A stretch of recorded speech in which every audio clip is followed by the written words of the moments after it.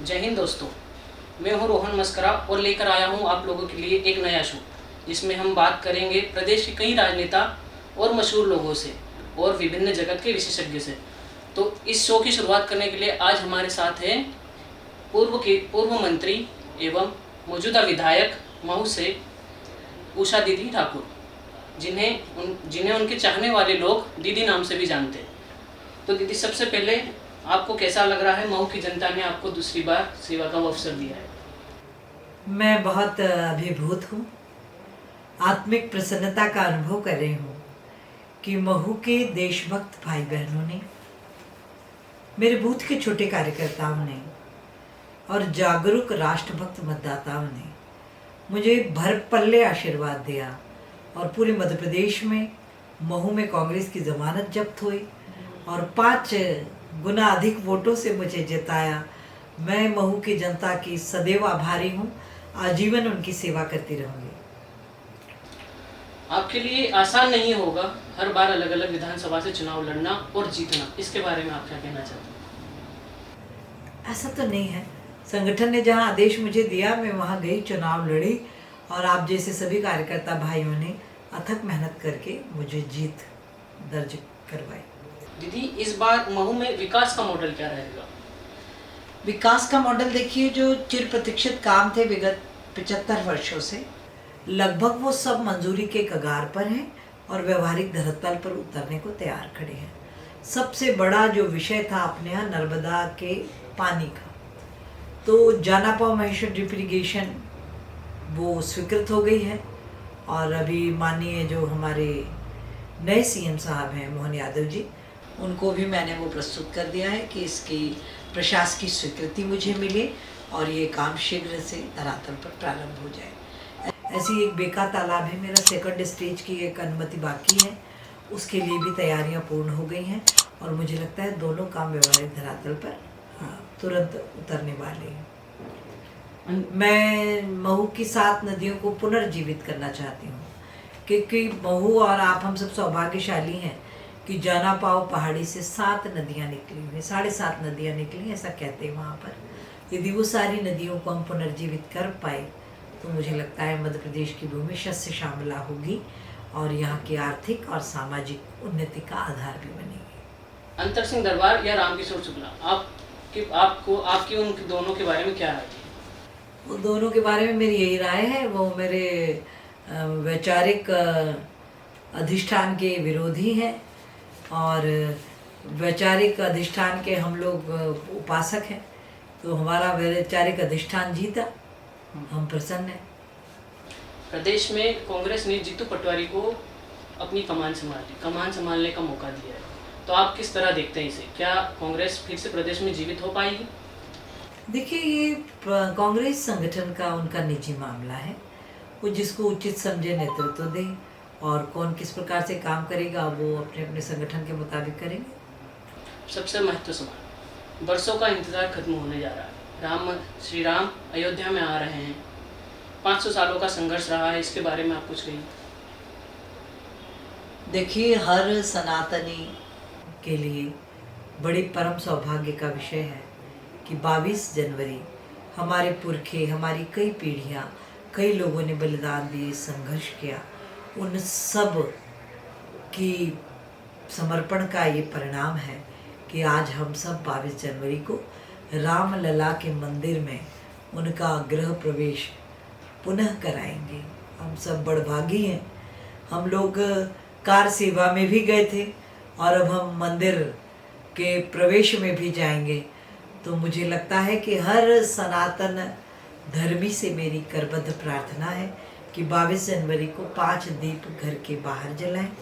और साथियों, मंदिर तो बन गया, अब राघव का आचरण हर हिंदू के कार्य, आचरण और व्यवहार में दिखाई देना चाहिए। राम जी मर्यादा पुरुषोत्तम हैं और यदि हम देश में राम राज्य स्थापित करना चाहते हैं तो हर भाई बहन को अपने चाल, चरित्र, कार्य, आचरण पर ध्यान देना होगा और राम जी के श्रेष्ठ गुणों को अपने भीतर समाहित करना होगा। तभी एक आदर्श समाज, एक देशभक्त समाज और जगत गुरु भारत निर्मित हो पाएगा। कई विपक्षी पार्टियों के बड़े नेताओं को निमंत्रण मिला है, वो फिर भी वहाँ नहीं जा रहे, उसके बारे में आप क्या कहना चाहिए? वो अभागे हैं, दुर्भाग्यशाली हैं क्या वो इसके ऊपर कि प्रभु राम के मंदिर का निर्माण सदियों का सपना पूरा हुआ और ये भारत की भूमि पे जन्मे हर व्यक्ति के लिए गौरव का विषय है। और ऐसे पुनीत अवसर पर यदि प्रभु की इच्छा नहीं होना तो अच्छे काम के आप सहभागी नहीं बन सकते। तो अब ये अभागे हैं, इनको राघवेंद्र सरकार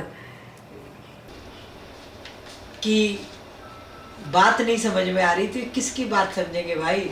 हमारे गोस्वामी तुलसीदास जी ने तो कहा कि जाके प्रिय न राम वैदेही तजिए ताहि कोटि बेरी सम यद्यपि परम स्नेही। मैं प्रदेश और देश के भाई बहनों से हाथ जोड़कर प्रार्थना करना चाहती हूँ कि इस कांग्रेस के चाल चरित्र और आचरण को समझ लीजिए साथियों। आज ये निमंत्रण मिलने पर मंदिर आने को तैयार नहीं। ये वही धर्मद्रोही देशद्रोही है जो सुप्रीम कोर्ट में शपथ पत्र दे चुके कि राम जी तो इस देश में पैदा ही नहीं हुए। तो ये अब जाए भी तो किस मुंह से जाए? भाई इनने तो राम के अस्तित्व को मानने से इनकार किया, तो अब इनको ग्लानि हो रही होगी, शर्म आ रही होगी अपने ही कृत्य पर कि अब हम कैसे जाएं। 22 जनवरी को लेकर विधानसभा तथा देशवासियों के लिए आपका कोई संदेश?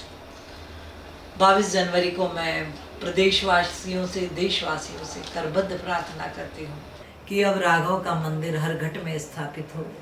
हम कार्य में, चाल चरित्र आचरण में मर्यादा पुरुषोत्तम श्री राम के जीवन के श्रेष्ठ गुणों को समाहित करें और इस भारत को 21वीं शताब्दी में जगत गुरु भारत के पावन पद तक ले जाने के सहभागी बने। हाल ही में 3 राज्यों में बीजेपी की सरकार है, लेकिन जिस तरह वहाँ मुख्यमंत्री चुने गए उसके बारे में आप क्या कहना चाहते हैं? ये भारतीय जनता पार्टी का संगठन है, वो जो करता है कार्यकर्ता उसको स्वीकार करते हैं। हाल ही में इंडिया और मालदीव्स के बीच में जो चल रहा है उसके बारे में आप क्या बोलना चाहते हैं? इंडिया और मालदीव में जो चल रहा है वो जग जाहिर है। हम लोग अपने लक्षद्वीप को पर्यटन का सर्वश्रेष्ठ केंद्र दुनिया में बना के रहेंगे। विपक्षी नेता इस मुद्दे पे भी भारत के साथ नहीं है। वो तो किसी मुद्दे पे भी भारत के साथ नहीं है। वो तो चाइना के पक्षधर है, वो तो पाकिस्तान के पक्षधर है, वो तो हर बात में ये राष्ट्रद्रोही लोग हैं और हर बात में ये देश के विरोधियों के साथ ही खड़े रहेंगे। लोकसभा चुनाव पास में है, उसको लेकर पार्टी की क्या तैयारी? लोकसभा चुनाव के लेकर भारतीय जनता पार्टी 100% तैयारी में है। हमारी तो पार्टी केडर बेस्ड पार्टी है। हमारे बूथ के कार्यकर्ता सदैव अपने काम में लगे रहते हैं। प्रदेश और देश में कितनी सीटों की अंतराल से हमें जीत और हार देखने को मिलेगी? मुझे लगता है इस बार सर्वाधिक सीटों को हम जीतेंगे। इंडिया अलायंस के बारे में आप क्या सोचते हैं? पूरा देश विचार कर रहा है। आगामी चुनाव को लेकर अपनी जनता के लिए कोई संदेश? 100% मतदान करें और सनातन की रक्षा के खातिर, अपने बच्चों के सुरक्षित भाग्य और भविष्य के खातिर, देश की सीमाएं सुरक्षित और सशक्त रहें। हम आर्थिक दृष्टि से विश्व में 5वें नंबर पर आ गए, हमें 30वें नंबर पर पहुंचना है। राष्ट्रनायक मोदी जी का जो जिद, जुनून और जज्बा है, हर मतदाता को इस बात को ध्यान में रखते हुए 100% मतदान भारतीय जनता पार्टी के पक्ष में करना चाहिए। ये मेरी प्रार्थना है।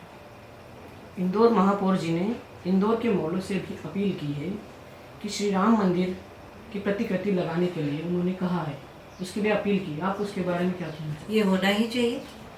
मैं भी सबसे करबद्ध प्रार्थना करती हूँ कि मॉल्स हों, हमारे सार्वजनिक स्थान या जहाँ जो भी है, हमें प्रभु की प्रतिकृति लगानी चाहिए। क्योंकि हम जैसे चित्र देखते हैं, हमारे चित्त का निर्माण भी जाने अनजाने वैसा ही होने लगता है। जब राघवेंद्र सरकार मॉलों में, बड़े बड़े चौराहों पर और सारी दूर दिखेंगे तो निश्चित रूप से बच्चे भी उनके जीवन चरित्र को पढ़ेंगे, समझेंगे और अपने जीवन में उतारने का प्रयास करेंगे।